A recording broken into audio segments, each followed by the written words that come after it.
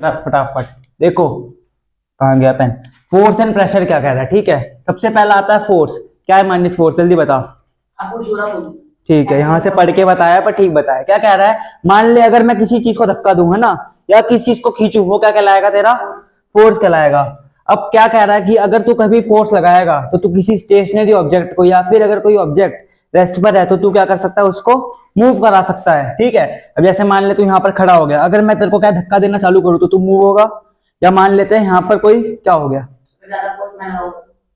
मतलब वो आगे आएगा, रुक जा अभी, ठीक है। अब मान ले कोई चेयर है, अगर मैं उसको धक्का दूंगा, अभी वो रेस्ट पे पड़ी थी, धक्का दिया तो वो मूव करने लग जाएगी, ठीक है।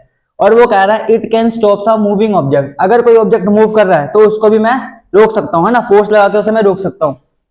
और क्या कह रहा है, देख जो फोर्स है वो क्या है, ऑब्जेक्ट की स्पीड बढ़ा सकता है ना। मान ले कोई चीज चल रही थी, मान ले ये वाली जो चेयर है, ये पहले तूने धक्का दिया, है ना, मैंने इसे फिर धक्का दे दिया, इसकी स्पीड चेंज हो गई, है ना।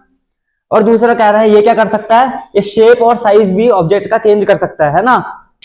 और it can change the direction of the object. इतना तुम समझ गए, है ना। अगर तुम देखोगे कि ये लड़का क्या है, इसको धक्का दे रहा है, तो इसे क्या बोलेंगे, पुश, है ना। और जैसे अपनी तरफ खींच रहा है तो क्या हो गया, ठीक है। अब अगली चीज क्या है, वो कह रहा है force acting in same direction. अब मान ले जैसे कि मान ले कोई भारी सी चीज थी, है ना, अब मैं उस पर अकेला धक्का लगा रहा था, तूने क्या देखा कि भैया से तो वो चीज हिली नहीं थी, फिर तू भी आया और तूने भी सेम डायरेक्शन में क्या धक्का देने लग गया। क्यों, क्योंकि तेरे को पता है कि अगर हम सेम डायरेक्शन में फोर्स लगाएंगे तो जो नेट फोर्स है वो ऐड हो जाएगा, समझ गया। इसमें भी यही लिखा है कि when two forces act in the same direction the resultant force on an object is the sum of these forces, ठीक है। क्या कह रहा हूं, मान ले जो एफ नेट होगा, ठीक है, या एफ टोटल भी लिख सकता है, वो किसके इक्वल होगा, एफ वन के, क्या क्या, एफ नेट मतलब कि टोटल फोर्स कितना लगेगा, ठीक है। एफ वन मतलब कि पहले पर्सन ने कितना फोर्स लगाया है, और एफ टू दूसरे ने। मान ले मैंने कितना, ये मान ले ये मैं हूं, ये तू है, ठीक है, मैंने लगाया 10 न्यूटन का फोर्स और तूने लगाया 5 न्यूटन का फोर्स, तो टोटल कितना हो गया, 10 न्यूटन प्लस 5 न्यूटन, जो कि हो गया 15 न्यूटन। हाँ, इसमें एक और चीज बता देता हूं, फोर्स की ऐसा यूनिट क्या है, न्यूटन, ठीक है, न्यूटन। इसको तुम एन से लिखते हो, समझ गए। अगर सेम डायरेक्शन में फोर्स लगेगा तो क्या होगा, ऐड होगा। और मान ले अगर हम इक्वल फोर्स लगाते हैं ना, तब एफ नेट कितना हो जाता, जैसे मान ले F1 प्लस F2, तू भी 10 न्यूटन का लगाता और मैं भी 10 न्यूटन का लगाता, तो फोर्स क्या हो जाता, डबल हो जाता, 20 हो गया, समझ गया। अब क्या है, अब मान ले मैं एक बार फिर क्या था, एक ऑब्जेक्ट को धक्का लगा रहा था, अब इस बार ये आया, है ना। अब इसने क्या सोचा कि मैं भी भैया की हेल्प करूंगा, मानी इतने भी करी थी, तो ये उल्टी साइड से लगाने लग गया, है ना। फिर मैं जाके इसके चार्टर लगाता हूं कि भाई अगर तेरे को मेरी हेल्प करनी है तो तू क्या करेगा, तू सेम डायरेक्शन में लगाएगा, तू अपोजिट डायरेक्शन में नहीं लगाएगा। अगर तू इधर ध्यान दे यार, अगर तू अपोजिट डायरेक्शन में फोर्स लगाएगा तब क्या होगा, वो उसे हम माइनस करते हैं, समझ गया। तब एफ नेट कैसे निकलता है, वो निकलता है F1 माइनस F2 से, है ना। जिसका ज्यादा फोर्स होगा उसमें से हम कम वाले को माइनस कर लेंगे। जैसे मान ले मैं यहां लगा रहा था, ये क्यों हिल रही है, हाँ, मैं यहां लगा रहा था 10 न्यूटन का फोर्स और ये आके लगाने लग गया 5 न्यूटन का फोर्स, तो अब टोटल फोर्स कितना लगा, बता सकता है, 5 न्यूटन, है ना। इसने काम और खराब कर दिया, समझ रहा है। मुझे ज्यादा फोर्स लगाना था, इसने आके क्या करा, काम और खराब कर दिया। अब अगला कह रहा है टाइप्स ऑफ फोर्सेस। देखो अब फोर्सेस की भी क्या है, दो टाइप है, एक है कॉन्टेक्ट फोर्स और दूसरा है non contact force.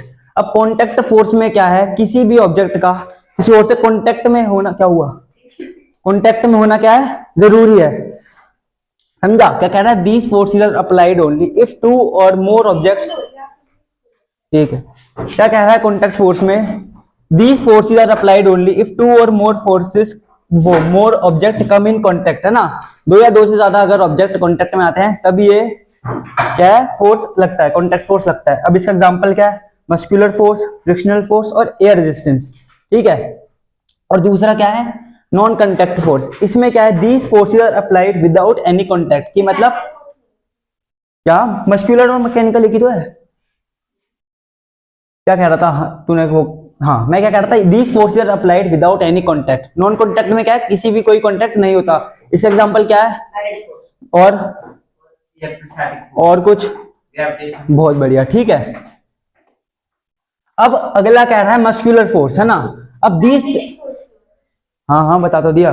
This type of force is exerted by muscle of a body. इसमें क्या इस टाइप फोर्स में क्या है, मसल का यूज होता है। अब जैसे कि तुम मेरे को देख सकते हो, एआई से बनाई है भाई ये मेरा सो मत, ठीक है। जैसे कि मैं क्या इसमें अपना मसल का यूज करके इस कार को हिलाने की कोशिश कर रहा हूँ, है ना। क्या अरे वो एआई से बनाई है, ठीक है। और इसमें क्या है, ये अपना रनिंग कर रहा है, ये ऑब्जेक्ट उठा रहा है, ये फेंक रहा है, ये पुश कर रहा है, इन सब में क्या है, मसल का यूज हो रहा है। तो ये फोर्सेस कौन से हो गए, मस्कुलर, ठीक है। अब क्या है फ्रिक्शनल फोर्स। देखो अगर मैं किसी कोई भी ऑब्जेक्ट मोशन में होगा तो जो फ्रिक्शनल फोर्स है वो क्या होता है, अपोजिट डायरेक्शन में लगेगा। समझ गए कि it is the force that opposes the motion, जो मोशन को क्या करे, अपोज करे। अपोज समझता है क्या होता है? हाँ ठीक है। If the object move on the surface then friction force always acts in opposite direction of the object, ठीक है। जैसे कि देखो इसने कहा है, इसने इस तरफ पुश करा, ठीक है, इसने इस तरफ पुशिंग फोर्स लगाया तो मोशन हो रहा है। मोशन से हमेशा अपोजिट साइड में क्या है, फ्रिक्शन फोर्स लगेगा, ठीक है।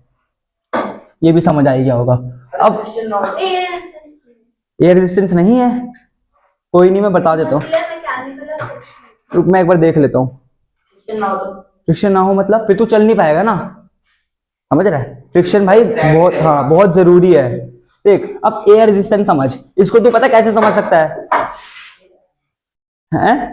कोई नहीं फिर भी समझ लो इसको। तुम कैसे समझ सकते हो, इसे तुम हवा का फ्रिक्शन समझ सकते हो। मतलब समझ रहे हो कि एयर में फ्रिक्शन लगे तो वो एयर रेजिस्टेंस है, एक तरीके से समझ सकते हैं। इसमें भी क्या होता है, जैसे अब सुन ले, जिस डायरेक्शन में क्या है ऑब्जेक्ट मूव करेगा एयर में, उसके अपोजिट डायरेक्शन में हमेशा एयर रेजिस्टेंस लगता है। देख जैसे एरोप्लेन इस डायरेक्शन में कर रहा है मूव, तो एयर रेजिस्टेंस किस डायरेक्शन में लगेगा, इसमें। देख अब जब पत्तियां गिरेंगी तो वो नीचे की डायरेक्शन में लगेगी, तो एयर रेजिस्टेंस ऊपर के डायरेक्शन में लग रहा है, समझ रहा है। और इसमें क्या देख, ये पंख भी जब नीचे की डायरेक्शन में गिर रहा है तो एयर रेजिस्टेंस किस डायरेक्शन में, ऊपर की डायरेक्शन में, ठीक। हाँ वो तो ग्रेविटी के जैसे गिर रहा है ना, वो उसमें एयर रेजिस्टेंस लग रहा है, वो ये बता रहा है, ठीक है, समझ गए भाई। वो तो भाई मैंने भी नहीं सोचा, तो ग्रेविटी यही तो काम है यार, ग्रेविटी का वो नीचे तो अप करेगा। हाँ हाँ हाँ, ग्रेविटी नहीं होगी तो हाँ ऊपर जा सकता है, हाँ ऊपर जाएगा। whenever an object moves or flies in the air it इधर ध्यान दे ले, इधर ध्यान दे ले, इधर। क्या हुआ, बंद हो गया क्या, क्या हुआ? अच्छा अच्छा अच्छा अच्छा, हाँ 2 मिनट चुप हो जा, हाँ 1 मिनट रुक जा, ठीक है। क्या कह रहा है, whenever an object moves or flies in the air it experience the force called air resistance, ठीक है, समझ गए होगे तुम लोग। अब अगला देखो नॉन कॉन्टैक्ट फोर्स है ना। अब इसमें भी क्या है, तीन टाइप्स आ गई, सॉरी तीन टाइप्स आ गई। एक मैग्नेटिक फोर्स, दूसरा इलेक्ट्रोस्टैटिक और तीसरा ग्रेविटेशनल, है ना। अब मैग्नेटिक में क्या कह रहा है, this type of force exerted by any magnetic objects, ठीक है। अब जैसे कि मान लेते हैं मेरे पास क्या थे, दो मैग्नेट्स थे, ठीक है। रुक जा बता रहा हूं, ठीक है। ये इसका नॉर्थ और ये इसका साउथ है ना। बंद हो गया, नहीं कोई नहीं, वो अपने आप हो जाएगा, ठीक, ठीक है। और ये भी मेरे पास है, ठीक है, ये इसका साउथ और इसका नॉर्थ। अब क्या करेगी, इधर ध्यान दे लो यार प्लीज। देखो तुम्हें पता है कि अगर सेम पोल्स होते हैं तो क्या करता है, रिपेल करता है ना। तो अगर मैं इस मैग्नेट को इसके पास लेके जाऊंगा तो ये क्या करेगी, रिपेल करने लगेगी। इसका मतलब ये क्या, इसे धक्का देगी, ये पुल करेगी, समझ गए। और मान लो इसका मैं इस साइड नॉर्थ कर देता तब साउथ कर देता, तब क्या होता, ये अट्रैक्ट करती है ना, ये पुश करती है अपनी तरफ। और वैसे ही इलेक्ट्रोस्टैटिक फोर्सेज में होता है। इसमें क्या है, चार्जेस होते हैं, एक होता है पॉजिटिव चार्ज और एक होता है नेगेटिव चार्ज, है ना।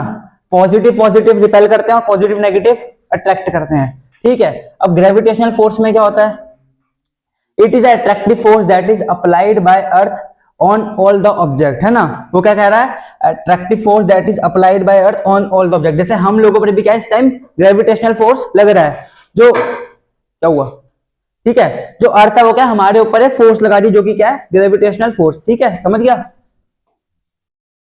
अगली चीज क्या है ना, देखो प्रेशर। अब देखो ये समझना ध्यान से, इधर ध्यान दे ले प्लीज।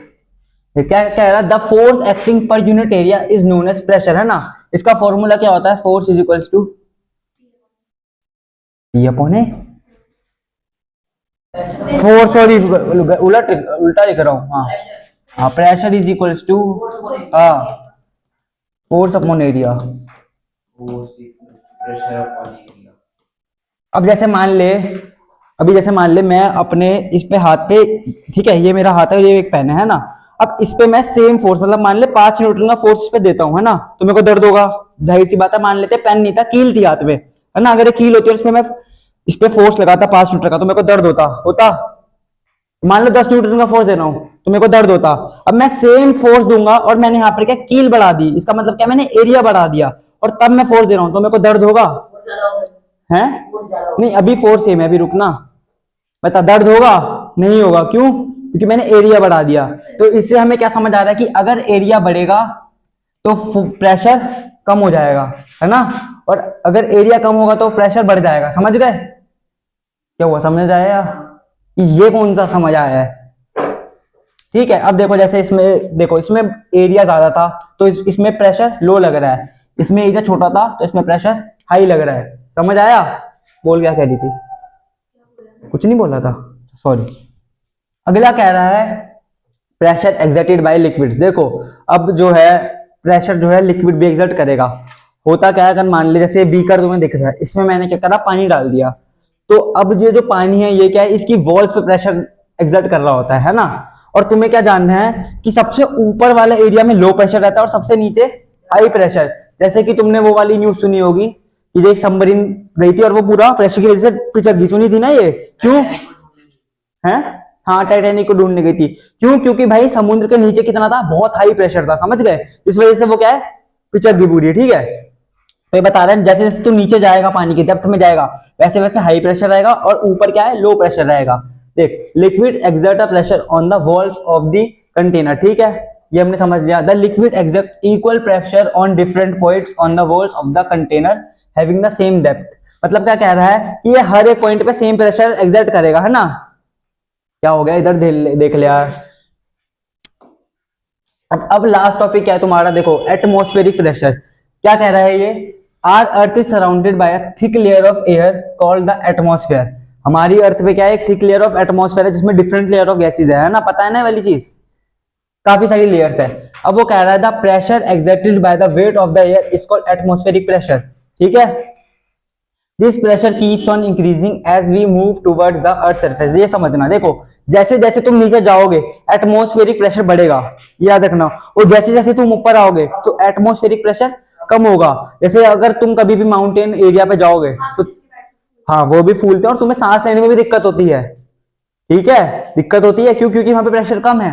और चिप्स के पैकेट क्यों फूलते हैं, जवाब दे सकती है? देख, होता क्या है, तेरे बाहर, हाँ,